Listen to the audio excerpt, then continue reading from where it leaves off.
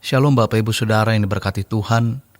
Kebenaran kita hari ini 7 November 2024 berjudul Jangan Mempermainkan Tuhan. Pertanyaan penting bagi kita yang harus benar-benar kita perkarakan, apakah kita sungguh-sungguh yakin bahwa Alkitab itu bukan dongeng?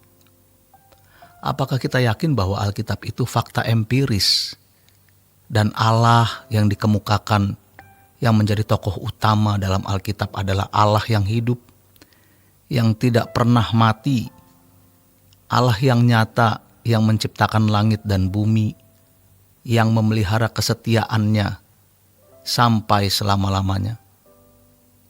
Jika itu benar-benar dan kita yakini, mestinya kita mengalaminya. Kita bukan hanya memakainya atau mengartikan suatu kejadian dalam hidup kita sebagai perbuatan tangan Tuhan dan pertolongan Tuhan, melainkan benar-benar kita mengalaminya, dan pengalaman itu bisa benar-benar nyata dilihat orang di sekitar kita. Di dalam kitab Ibrani 11 ayat 6 firman Tuhan mengatakan, tanpa iman tidak mungkin orang berkenan kepada Allah, sebab barang siapa berpaling kepada Allah, ia harus percaya bahwa Allah ada dan bahwa Allah memberikan upah kepada orang yang sungguh-sungguh mencari Dia. Allah memberi upah, artinya tidak akan sia-sia apa yang kita lakukan dalam mencari Allah. Bukan karena upah itu sebenarnya kita mencari Allah, tapi kalau kita sungguh-sungguh mencari Allah, kita pasti memperoleh sesuatu yang sangat bernilai, yang hanya untuk orang yang sungguh-sungguh mencari Dia. Jadi jangan setengah-setengah, jangan gambling atau spekulatif. Kepada Tuhan kita harus yakin sepenuhnya. Tidak ada takutnya dalam menghadapi hidup ini kalau kita sepenuhnya bagi Allah. Allah yang sama yang ditulis di Alkitab, itulah Allah yang kita sembah. Allah yang ada di Alkitab harus nyata dalam hidup kita hari ini. Nyata bukan hanya pada mujizat kesembuhan, karena setan juga bisa buat itu, melainkan nyata dalam kelakuan kita yang agung. Namun banyak orang yang sebenarnya tidak atau belum siap menghadapi realitas. Hidup kita ini sudah penuh dengan realitas yang tidak pernah kita inginkan terjadi, atau yang tidak kita duga sama sekali. Pernahkah kita membayangkan ketika kita menjadi salah satu penumpang kapal Titanic? Di tengah-tengah suasana kegembiraan, ada di kapal pesiar yang mewah, ternyata lambungnya bocor.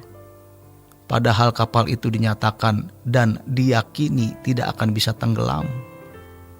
Sehingga tidak disediakan pelampung penyelamat atau pelampung untuk menyelamatkan secara cukup.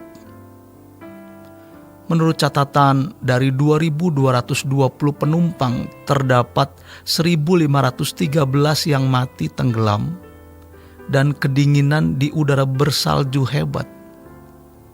Dan di dalam kapal pesiar yang mewah itu ada 3 orang milioner Amerika, John Jacob Astor, Benjamin Guggenheim, dan Isidor Straus.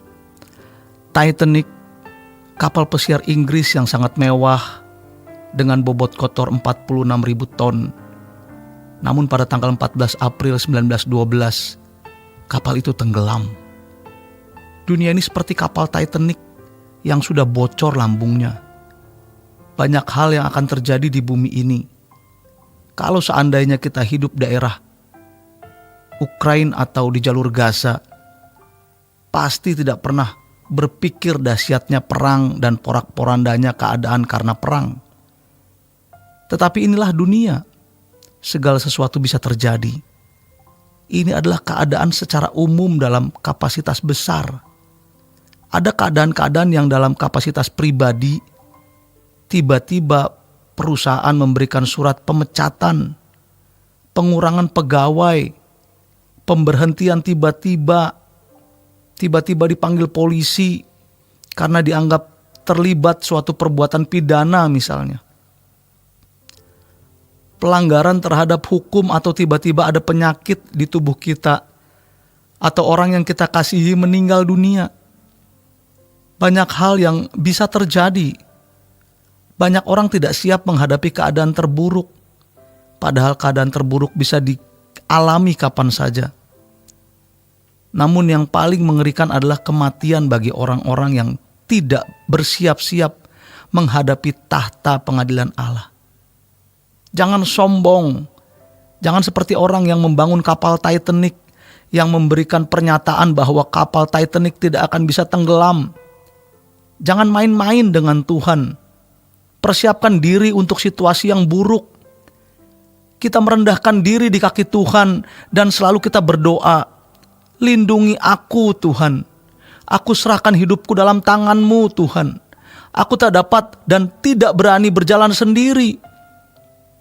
Kita harus menyadari bahwa betapa berharganya kesempatan untuk merendahkan diri di hadapan Tuhan sebagai satu-satunya persiapan menghadapi keadaan terburuk, sehingga menatap hari esok yang tidak tentu, yang berkabut. Kita percaya Allah yang Maha Kuasa menyertai kita. Kita tahu siapa yang menggenggam tangan kita. Tetaplah setia mencari Tuhan. Jangan main-main. Jangan melawan Tuhan. Mari kita hidup suci. Hidup tak bercacat, tak bercela. Tinggalkan semua kebiasaan dosa dan hal-hal yang Tuhan tidak berkenan. Jangan mempermainkan Tuhan karena apa yang ditabur orang, itu yang akan dituainya. Demikian kebenaran kita hari ini. Selamat berjuang untuk tetap merendahkan diri di hadapan Tuhan. Tuhan Yesus memberkati. Sola Gracia.